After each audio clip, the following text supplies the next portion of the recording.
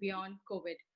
So, ladies and gentlemen, with this note, we all understand that bouncing suggests movement, springing, hopping, rebounding, and reflecting. It implies energy, enthusiasm, dynamism, liveliness. The COVID 19 pandemic has hit the world at a scale and speed that we have only seen so far in doomsay's movies. Truth as we are seeing it today. Before we talk about our today's topic, I would like to extend my special thanks to our lovely trainers for making Prism Learning Platform a great success with their knowledge, wisdom, and above all, love for our audience. Now, various topics in our Prism platform, from magic of Kaizen to managing conflict or crisis to opportunity, digital transformation, well-being, or spirituality, and now bouncing beyond COVID. Focused on bouncing means taking responsibility. You can subscribe our YouTube channel and view past session if you have missed it. Well, let me share some interesting insight. In 2019, a joint report from the World Health Organization and World Bank, they shared that estimates the impact of such pandemic at 2.2% to 4.8% of global GDP. That was well before the world of COVID-19. As they say, the old economics, people are often led to believe that their well being is driven by economic factors. Now, this is largely not true. The economy is just one organ of society. Its fundamental purpose is to organize resources such as labor and raw materials in order to produce goods and services that create well being. Now, an ideal sustainable economy is one which provides for the greatest amount of general well being with the least amount of resources used and environmental harm. In economic terms, we truly sustainable the overall demand of natural resources, also known as ecological footprints. Today's challenge is to meet the need of all within the means of the planet. In other words, to ensure that no one fails short on life's essential, from food and housing to healthcare and political voice. Trust me, guys, it's not the end. We have today with us a special expert into this topic, Miss Manpreet Uppal. I think I hand over this session to her. Over to you, Manpreet. Well, thank you so much, Anuba. Just a quick check. I hope I'm audible enough. Absolutely wonderful. Okay. So I know it sounds very cliche, but I must thank Anuba. A decade-long friendship, maybe above that, and all the wonderful things she's been doing so far for all of us. Thank you so much for creating this beautiful concept of the Prism philosophy, and thank you so much for offering us this beautiful platform where I can, talk and express my thoughts with all of us here on this beautiful Saturday morning. Just a quick little bit about myself. So I'm Manpreet, and as you see on your screen, there are about 20 years of academic research and academic, training to back up my of experience.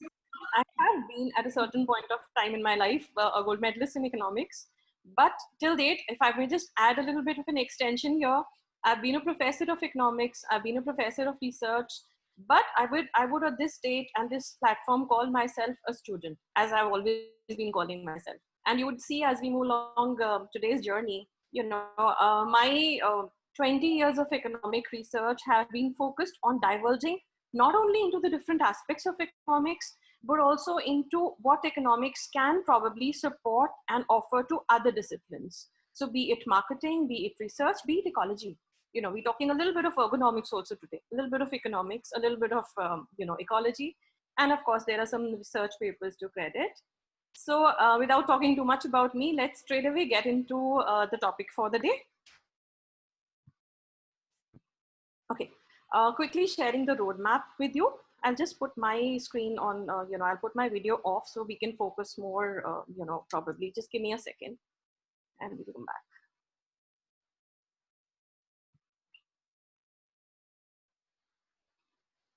All right, I hope that's good enough. Okay, so quickly sharing the roadmap for the day. So what I would be trying and attempting in this little, talk for of almost an hour today, we'll start with understanding the impact of COVID on individuals. And I'm going to actually request all of us to contribute there, all of my beautiful audience, because it's not about understanding the impact on me or you. It is about understanding the impact on all of us, collectively. So we'll start with that. And I'm sorry, I'm upset on a Saturday morning talking about probably the negatives, but trust me, towards the end, we move to the positives. So this is it. We start with the impact on individuals. We move definitely into the impact on a larger scale. So we look at the macro impact of COVID on economies. Particularly, we'll talk about the Indian economy and how it's been impacted.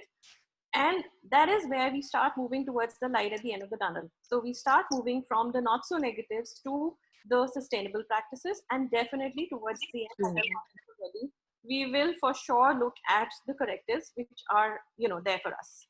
So if you allow, I'll start with my first little bit here. Now that's a quick talk. We're just looking at COVID impact on you and me, and I've just put some words which immediately came to me, so when I do my word association and I think of the word COVID every morning, I'm sure we can't escape it. We have to probably think about it each morning, whether I've tried to avoid reading the newspapers, honestly, and not be, totally abreast with what's happening on the media, because already all of us, I'm sure, are going through a lot of panic, a lot of job insecurity, anxiety. I feel a work from home burnout each day. So I'm running between my kitchen and my home front and my office and juggling things there and there. Too much happening. And so in between all of those, I'm trying to actually escape the media. Despite that, and I get up on a morning and I get a phone call from a friend saying he's been comfortable, looking at a job in a beautiful way, bought a new house, bought a new car. And then all of a sudden this morning he tells me, some sad news. I got fired last evening. This is really, really sad. And just when I'm trying to bear with it, live with the shock of it, the next call that I get is a dear friend and an associate probably has caught COVID. I mean, if you look around you, there are multiple levels of insecurities. So whether it is job front, whether it is health front, whether it is the anxiety of how much resources do I have right now in my kitty to sustain probably for the next 2 months, 3 months, I don't know how long this lockdown is going to go on and what happens next. So that's probably the scenario we're all kind of living on with. And I'm going to make it, I'll just share a few factors here, a few facts here to, probably facts which I'm sure all of us have already looked at. But I'm just gathering here, certain insights from a report shared by McKinsey. So what you see now on your screen is a very alarming statistic. You see the most hit impacted sectors, the most adversely affected sectors from the top to the bottom. So obviously we all know, we've talked about airlines and the hoteling industry and the auto. I mean, that's the sectors which have been probably the worst hit. And of course, moving down the gradient, probably the not so impacted sectors are agriculture, telecommunications, pharmaceuticals. Yeah, so, I'm sorry, I could hear some voice in between. Am I clear? I hope the audio is clear from my end. Absolutely good, Manpreet. I have muted the person. All right, thank you so much. I thought there was somebody. Okay, so I'll just continue with my bit. So there are the more adversely impacted sectors and there are definitely the less impacted, I would say, but there is certainly not even one sector which probably has not been impacted yesterday, has not been impacted at all. So in fact, I was listening to this very interesting talk yesterday and I gathered, some insights on, what the Indian Economic Society has been trying to put together as statistics. Now, some alarming facts, if I may share. Over the last 4 months, we've had something around a 28% drop in employment. If I can actually relate it to the months, January, we started with a 7.2%. February, it increased to a 7.8. April, we suddenly shot up to a 27%. May, we stand at a 24%, which is really, really alarming. So if I talk about some 41 crore population of India working in, financially stable economic jobs, something around 12 crore people out of that have lost their jobs already. And alarming again, this is only the employment sector. I'm sure the SMEs, the MSMEs, everything has been impacted in a big, big way.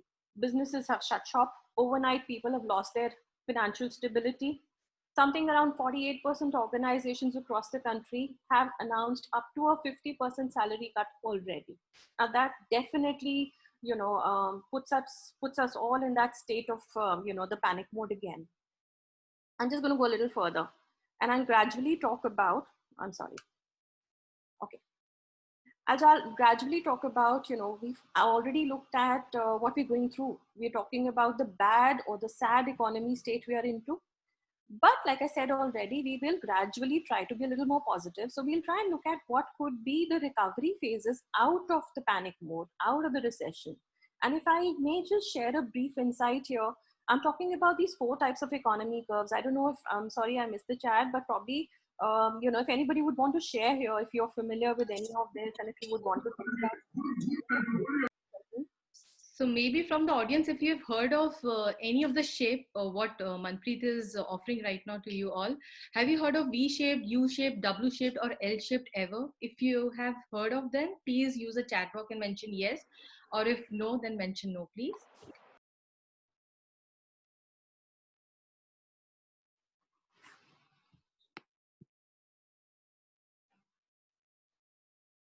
Okay, so I could see Abhijit mentioning heard of them, yes. Shamsher mentioned V-shape. Shashank said no. Gunjan again no. Lakshya is also mentioning that he has heard about them. Great. So we have mixed bag, Manpreet. Again, yes and no. More towards no, less towards yes. So let's hear from us. Thank you. Okay, so wonderful. I'm going to talk a little bit about each one of these curves initially, and then we talk about what the Indian economy is heading to for now.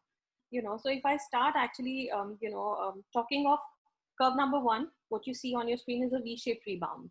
Now, rebound here actually, strikes me as a very positive word. There is definitely a rebound bound to happen, and we are definitely looking at bouncing back. How quick, how slow, remains a little bit of uncertain. That's a bit of a gray area, but I'm sure a rebound is bound to happen. All right, so I'll start with economy curve V. Now, V is probably the most possible and the most positive recovery which you see in any economy across the world. In fact, prior to talking about economies, if I had to be industry specific, and if I can talk about one brand name, which I'm sure we're all looking in and around 24/7 at our house now, and this is the Netflix streaming. This is one particular name which has seen a dip in revenue in March and then a very, very quick rebound. So the dip lasted for less than a day. You have a recovery coming in like really, really fast. That's Netflix. In fact, if I now move on to probably at a macro level, now if you talk about the US recession, which hit in the 90s, now statistics would prove it lasted for only less than 8 months. That's really not too bad of a recession. You go into it and you're out of it within a blink of an eye, probably. For a macro level, I would take 8 months to be close to that. A little longer span could be a U-shaped rebound. Again, I'm talking the Great Recession, 19 months, December 2007 to something around June 2009. Your economy would take a little longer time to come out of it, to come back to where it was. The W-shaped rebound, and this is actually a little more, I would say traumatizing. So this is where I talk about an example of the US again, and this time I'm talking about the 1980s. Now, W could be a little more damaging, and that is why we also call it the double tip recession. So just when you feel that your economy is on a rebound, you think there is an inflationary trend setting in, you suddenly go back to yet another phase of, recession.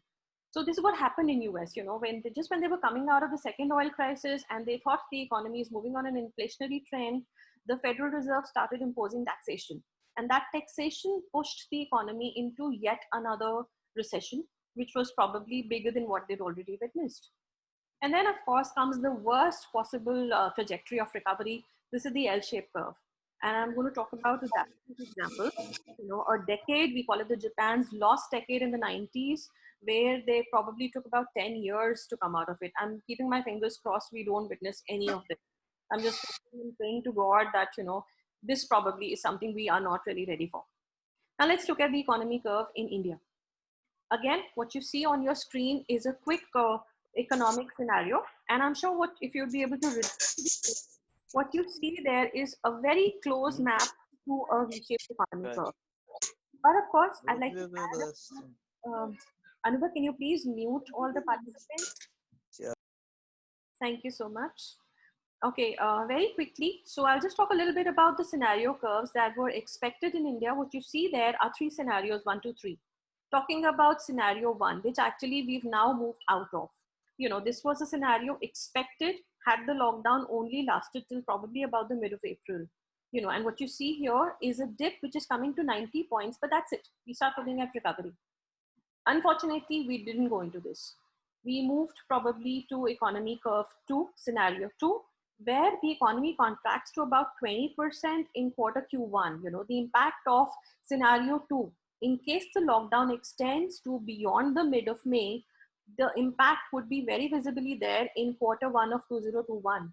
So we'll notice, probably a huge loss of revenue.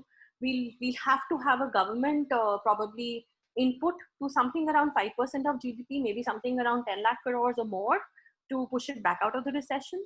This is what, had it been, probably we'd come out of the lockdown around May 15th.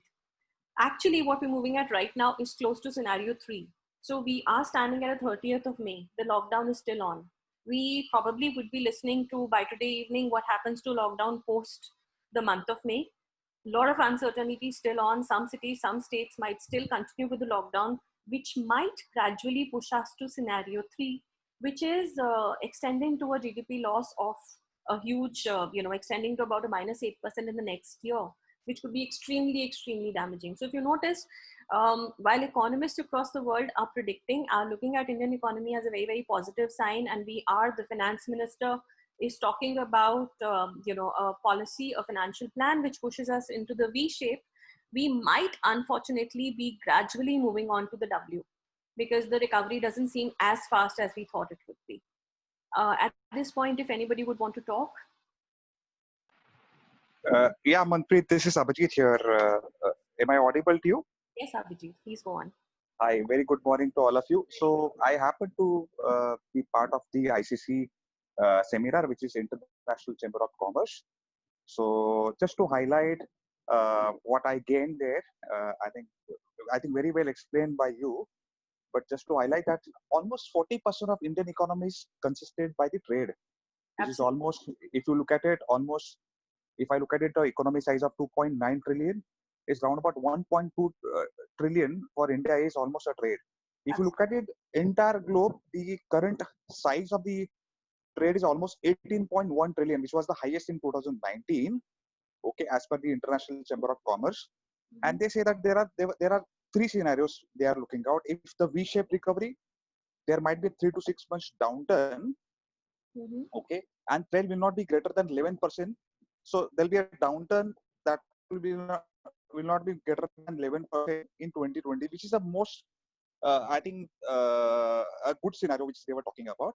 However, in this scenario, they are saying that it would reach 27 trillion by 2028, which means all the economies come back very fast. Okay, mm-hmm. So they are saying that we will again go back to the 18 trillion mark, which is the highest ever achieved for international trade with 2020 itself, and we can reach 20 trillion by 2028 itself. Right. But according to them, the most likely scenario is the U-shaped scenario. So wherein they are expecting the downturn of almost 6 to 9 months, and there'll be a fall of overall global trade by 21% in 2020. This will be a most likely scenario. And they are saying we would return back to the 18 trillion mark, which was the highest ever achieved in the international trade by 2024, which means we'll be end up wasting almost 4 years to reach again back to the same mark what we achieved in 2019. Absolutely. The worst scenario which they talked about was the L shape, wherein they are expecting there'll be a 30% fall in the entire financial year, which is 2021. And if that happens, world may lose the global trade, and it would remain at USD 15 trillion by 2028, which means we are talking about in 2019 18 trillion. And here, if the L shape happens, which they are predicting, if the virus again comes, and if there is a major downfall from here onwards, then we might achieve the 15 trillion mark by 2028, which means we will never achieve that 18 trillion mark, what we achieved in 2019. So I thought I'll quickly share it with you. Really, really invaluable insights. Thank you so much for sharing all of that. And of course, keeping in mind, I would have loved to talk a little bit about the global economy models, but keeping in mind, Anubha told me we have a limited time window. So, we'll have to kind of move on a little fast. But once again, Many, many thanks for sharing this one. And in fact, I'm going to request each one of you, in case post the session, if there are some inputs that you would want to share, or there's some questions do you think we can answer, I would request please keep putting your questions on the chat box. If we have time, we'll take them up in the end. Or I would request Anubha to allow us to share all the answers on the Prism platform, and you can of course visit the website, and we'll you can visit our answers there. So after Abhijit's contribution and all of those graphs this morning, all of the numbers, now all of a sudden I'm moving to the roadmap stage 3, and I'm taking like I said already, it is a habit, or it is a fantasy with me to diverge from the mainstream. So what I'm going to now talk about is quickly from economics. I'm going to talk about putting down the GDP trends. And what you see now on your screen are, these two extremely, extremely famous authors. So there's your Monty, there's Amartya Sen, there's Stiglitz, and all of a sudden, we talk about the GDPs, we talk about the numbers, and then we talk about why the numbers do not make any sense at all. So we're talking about actually mismeasuring our lives. We're talking about moving from the GDP as the product to the problem. Let's try and look at that aspect. And at this point, I'm going to request Anubha to help me with a little bit of this. Anubha, can we have a quick little thought coming from our audience? Yeah, sure. So I would request audience to please share in the chat box, what is nature to you? When I just add my thoughts here. I know it sounds a little unrelated, but I'm sure I'm going to try and connect the dots a bit later. When I say I'm talking about nature, it could mean probably a last family trip that you've taken together, probably the visit of wild rainforest, or it could be a beautiful waterfall, or it could even be a view out of your own balcony, looking at kids playing. I know for me today, nature would actually mean the beautiful rain we experienced last evening, the lovely breeze and the shower. So whatever comes to your mind, if you could just talk about it. Great. Thanks for rephrasing it, Manpreet. So I would request the audience to please share. Okay, so we have started getting various responses: living in harmony with nature and enjoying photography in the hills, free to travel, ecosystem around us, connecting within. Nipun says pure and balance, photography again, chirping of birds and dance of peacock seen from my balcony, beauty of environment, the best gift ever for human being from God. I think we've got a wonderful responses. Again, another beautiful environment, a warmth of sun, going on a backpacking trip. Okay, natural life again, what we have earlier. So and love to nature. So all to you, Manpreet. Thank you so much, Anubha. That's actually wonderful responses we've got from the audience. Yes. When we go on a backpack trip, or when I think of last looking at the peacocks dancing down in the gardens and so on and so forth. But tell me, when was the last time we actually witnessed it? And are we losing touch? Even in today's day and world, where we are trapped in our own house, we are in two other boundaries of our four walls, we can't step out.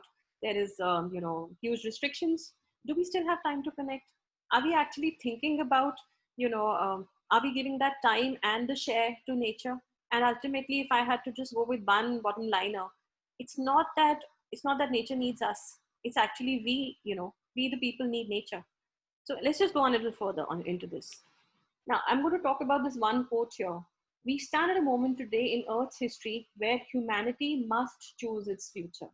Probably that sudden bolt in the form of a COVID has put us into a situation where we have to take a decision. We have to decide, what are we really looking at? Are we looking at purely economic profits? Are we talking about the money in my bank? Am I more concerned about life around me? Am I trying to offer probably to my kids and to the coming generations a better world? And that is where I'll move into yet another. Here is probably, I would say, putting thoughts together of economies and of sustainability. So like I said already, and I talked about in my roadmap, I said gradually from the not so negative, we'll try to look at the correctives. So what you see is a donut model. This is talking about a model of correction, and it is there clearly. It is a model which was first embraced by Amsterdam to come out of the post-coronavirus economies. I'll just take a quick 2 minutes to explain the model. I'm, of course, not going to go into too many details. So what you see on your screen is a model typically shaped like a donut. So you see those two dark green circles. There is something called the social foundation, the inner circle. And if you read within the social foundation framework, or within the the periphery of the social foundation, you would see our impetus on water, on basic food, availability to people, health services, education, illiteracy, and trying to come out of it. How much income can be guaranteed to our people?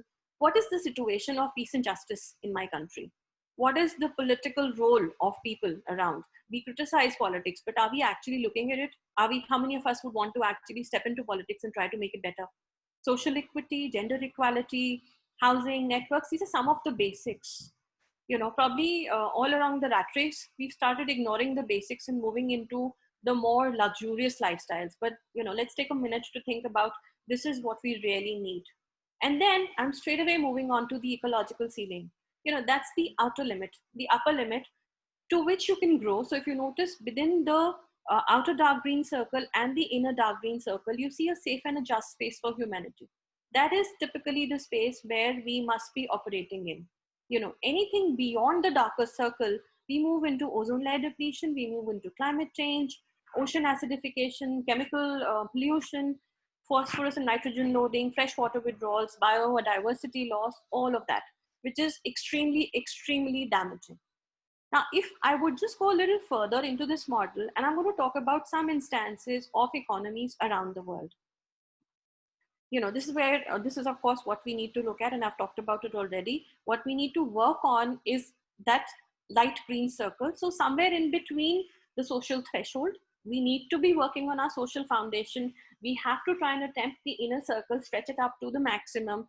At the same time, maintain a horizon within the outer dark green circle. You cannot, think of violating the planetary boundaries, because that is where you're inviting trouble. You need to maintain these two. The dilemma. We want to operate in a safe operating space, but unfortunately, and I'm going to, like I said already, I'm going to take the case of few economies across the world. Most of the economically developed countries are moving beyond planetary boundaries. I'm sorry. So they're operating in a space which is probably hinting at any which way is a shutdown. And in that scenario, I don't know really whether this COVID is an additive, is a bolt from the blue, or is it a chance that probably we've got to look on, we take it on us to look at decide whether we really want to go ahead the way we're looking at life right now. Now, what you see here is, the donut model as drawn up for a country, China. I'm sure this discussion today would not have been complete had I not picked up particularly the case of China. If you take a close look at this donut, what you would see here is, I'm going to start with the social threshold first. They are not stretching up to what they had to. They are probably ignoring things like sanitation, probably ignoring things like democratic quality, equality, all of the things lacking. And yet at the same time, like I said already, the inner circle has to be touched to the maximum possible limits. They are not touching it. There's a lot of scope of stretching still possible. However, they've already exceeded the planetary boundaries in CO2 emissions, in phosphorus, nitrogen. They're having a hugely damaging ecological footprint. And if I may ask, how many of us are responsible for this? How many of the products and how many of the services are we dependent on for, how many of these things that we look on for, China as a backup? We are buying products. We are probably encouraging the mass production. We're probably encouraging the damaging planetary boundaries outstretched. I'm going to talk about another country here, and why I particularly picked up UK. And if I can just confess, in all honesty, this has been a dream destination. As a kid, probably UK has been one country I've been fascinated with. So when I first looked at the donut model, I was very intrigued, and I wanted to see what really is the status of UK today. Good on social threshold, almost stretching to all of the levels, but very, very damaging on planetary boundaries. I don't know really after looking at this. If I look at it deeply, it's only the blue waters and the land use change that they have not really touched yet. For everything else, they've probably exceeded much, much beyond what they should have been doing. I don't think it continues a dream destination thereafter. Also, let me move on quickly to Canada. You see a very close graph to what you've seen already on UK, much exceeding planetary boundaries. And then finally, let's look at our own home country. We are low on the social thresholds, multiple scales. And I'm sure this is something we're all very, very aware of. In fact, if you compare it also to probably the not so developed countries of the world, probably even Bangladesh, which unfortunately has been hit by another calamity post the COVID thing. But, we are not touching the social thresholds, but at least we're not exceeding our planetary boundaries. And if I look at it, like I said already, this is where I would see the silver lining coming. We have a scope of expansion. We can probably talk about touching our social foundation in a bigger way, expanding a bit on the horizon, and yet trying to contain ourselves within the planetary boundaries. And I'll talk about how. But before I talk about how, let's do a small little, Anubha, I'm going to request you again to help me here. We'll do a small little audience activity. So what you see on your screen now is a link which will talk about a certain website, which will take you straight away to framing your own donut models. So if you could just take a minute here, copy the link on a URL, on the search box in your laptop or in your phone, you would be able to see a search bar which will reveal almost every country's donor across the world. So I'm just going to take a 2-minute pause. Please put your dream destination, think of the country you always wanted to go to, and see where the donut lies for the country. So for the audience, I have already shared the link on the chat box. So it will be easier for you to just click that link and write your favorite country which you really want to visit and see that model.